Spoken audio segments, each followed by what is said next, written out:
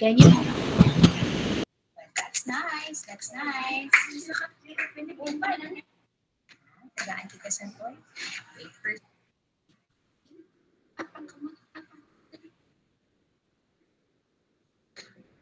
Diri or sa buho. Can you hear the sound now? Yes, miss. Ha? You want teacher to help you? Help. No? Ang balik ko, help. O, open your hand kay ibutang ko. Na. And then, push it in. Push. Good. Isa pa. Ma'am, pwede diri mo siya i-present. Diri ka sa siding, ha? Kaya para mag-check ko kung turn siya. So Brian's observation a while ago was that she was stable in sitting, okay? And that is as long as the activities are presented in midline. Look at what happens when I demand more by asking for more trunk rotation. Okay, so how can you accomplish that? How can you get more trunk rotation? Just by simply varying the positioning, the presentation of the object. Wait first. Ang isa kakamot, matukod. So, ang isa kakamot, amo na ang makuha kay mama. One. Come on. Go. Let's go. Ari pa. Dali. Go. You can do it. Ang isa kakamot lang. O, ano yun? Some more. Isa pa. Oh, you can do it. Come on. Oh, hindi. Ang isa kakamot lang. Dali ka. Okay, come on. Go. Very good. Isa pa. One more. Damo na. Okay, some more.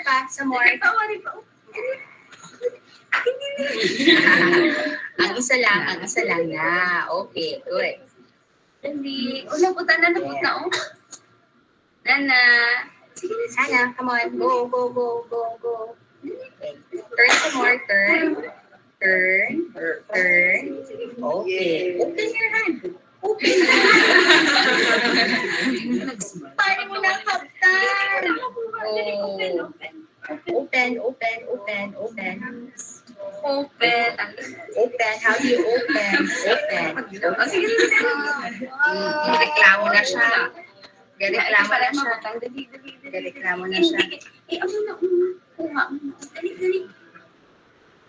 Okay. Hutang.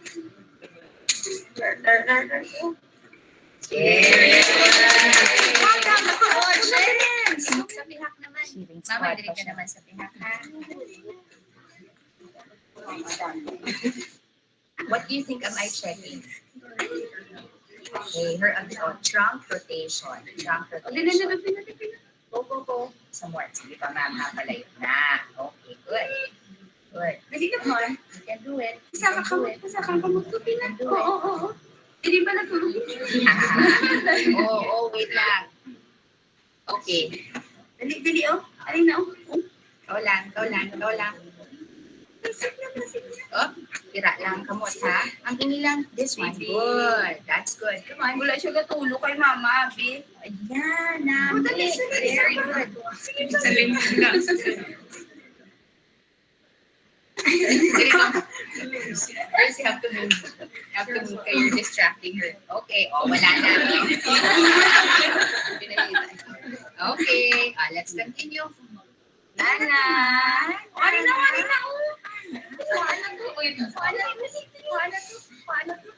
Okay. Come on. You can do it. Go.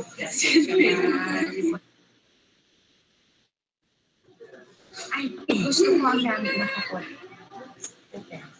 Open. Yeah. Good.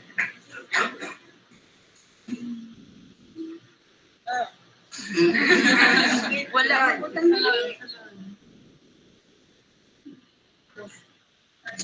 What do you observe about her eyes and her hand?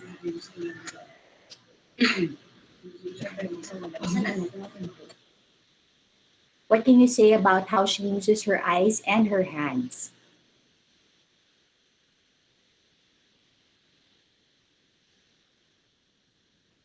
Does she use them together?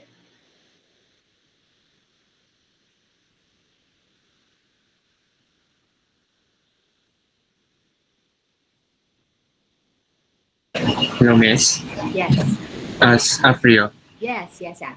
na-notice ko na do duwa lang ka fingers na open niya ang iban do na close and bisan do na bulian siya do ginapilit kagyapon na do mag-pinch some pieces. Yes. Okay. So, Af mentioned talked about two things there. In terms of work behaviors, this child is able to problem solve. So she looks for a way to grasp the toy. By seeing that there's a hole in it, this is an easier way to grasp it by putting my finger into the hole.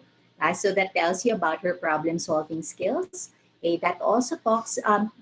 This segment also shows you a bit about her frustration tolerance because I really prompted the mom to move it away so that she has to maximize trunk rotation, but she didn't complain. She still tried. Although in the end, I gave her hand over hand assistance because I know that I was really stretching her because I wanted to see what the range of her movement was. Okay, so in terms of work behavior, she has good frustration tolerance. Okay, she's able to problem solve.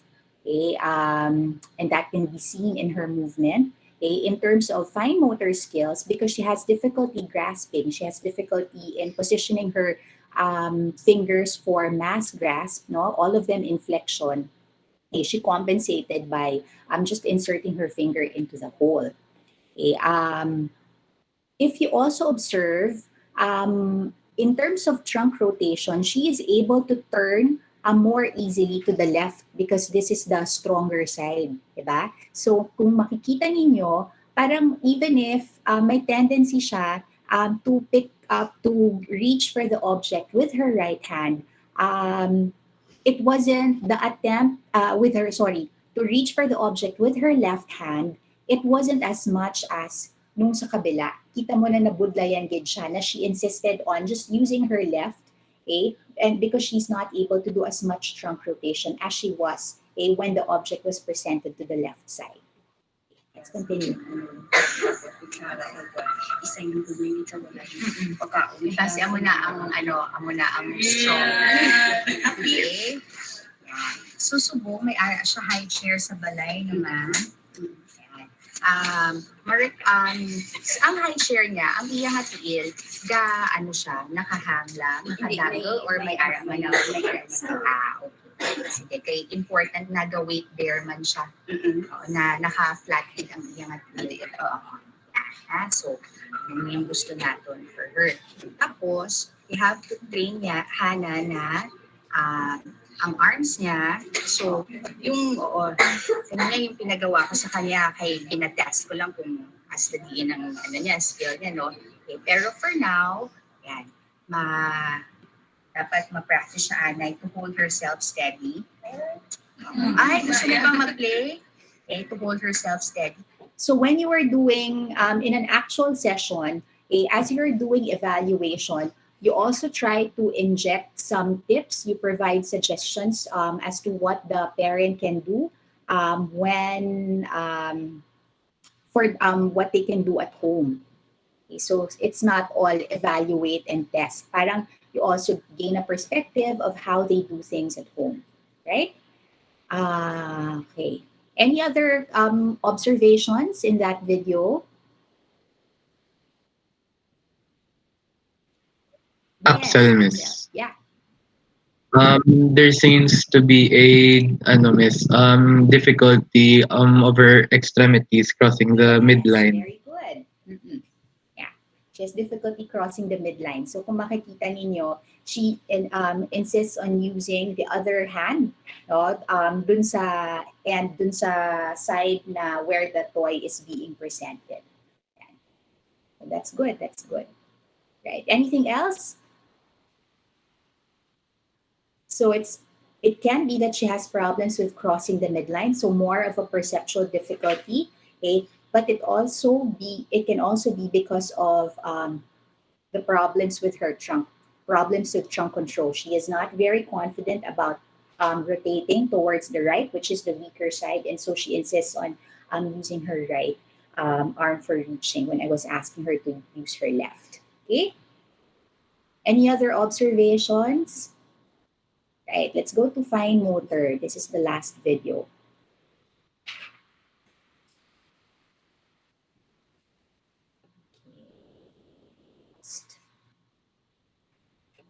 Dali lang.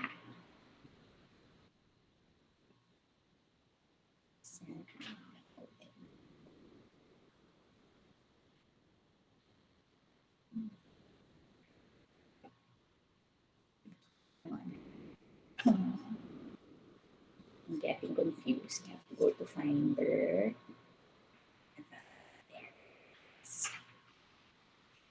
Okay.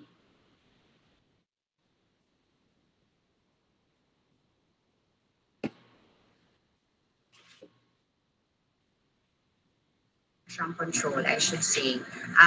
Okay, say yeah, if the table is this low. But if you're working with other kids na they cannot balance yet as well as she does, then you have to provide a higher table.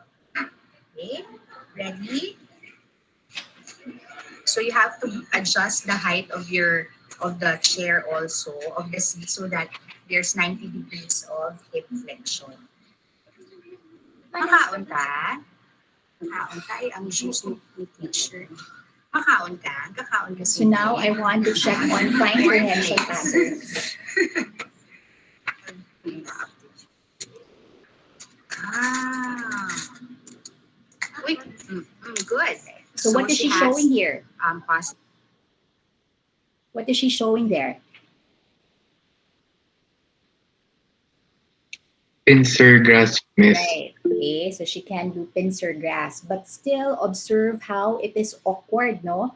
Na parang the fingers, the index finger is not, actually the index finger and the thumb are not as flexed, okay? But you can see that the pinky, the ring, and the middle finger, which aren't really that involved in grasping, are the ones that are more flexed. Pincer grasp. Observe. Namit. Nagutom si teacher. Naka-breakfast ka ba? Ha? Correct. So you observe how she tries to grasp the corn flake in between the web space, no, of her thumb and index finger. Sige lang mo man si mama. Sige lang si Umita. Man si mama. Sige lang. Wow. Good. Damit ka na.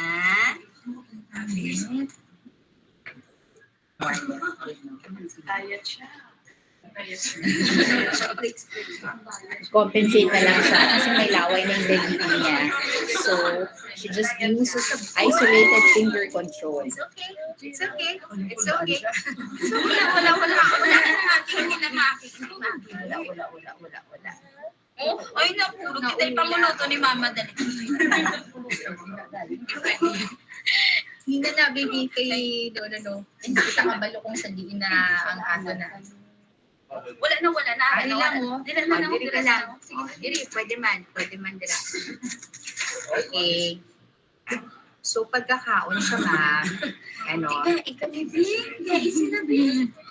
Kinahanglan ang isa ka-rest. Yan, for stability. Naisi na. Sige na, give na, sinabi. Bibi. Pag once may madagdag, ayun na niya. Talaga. You're a need free. Basi o na paano? Obsessive compulsive. Pusi. Tapos na. Hindi ka na. Okay, please close. Can you use the other hand to close? Please push. Push. Look. What can you say about her movements? What can you say about the quality of her movement?